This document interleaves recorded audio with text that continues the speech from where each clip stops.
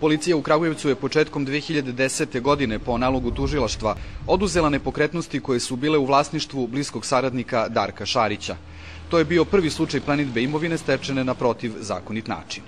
Do sada smo na osnovu krivičnih prijava koje je podnela policijska uprava u Kragujevcu, ovom prilikom je zamrznuto sredstava do pravosnažnosti sudske odluke nešto oko 8 miliona eura, nekoliko stanova ili nekoliko lokala.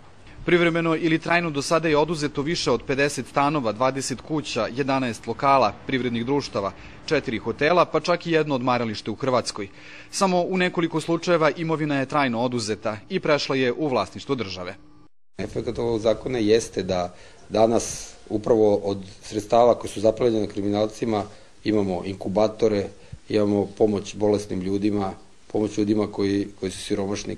Kako bi sudski i postupci oduzimanja imovine stečene kriminalom bili efikasniji, radne grupe sačinjene od predstavnika sudova, tužilaštava, policije i Saveta Evrope rade na dopuni postojećeg zakona.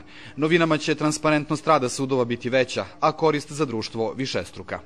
Efikasnost sudskog postupka zaista pojačana, zato što se poseže za ozbiljnom imovinom. Smatram da same sudije i tužioci mogu biti zadovoljni, kao što i građani mogu biti zadovoljni, zato što taj zakon jeste delotvoran. Ako vi nađete osobu koja je poznati kriminalac, godinama se bavi kriminalnom aktivnošću, vi ne morate vezivati za konkretno krivično delo, vi prosto možete da utvrđujete da postoji imovina koja je u raskoraku sa njegovim legalnim zvanično prijavljenim prihodima i teret dokazivanja se prebacuje, znači, sa tužioca na okrivljenog.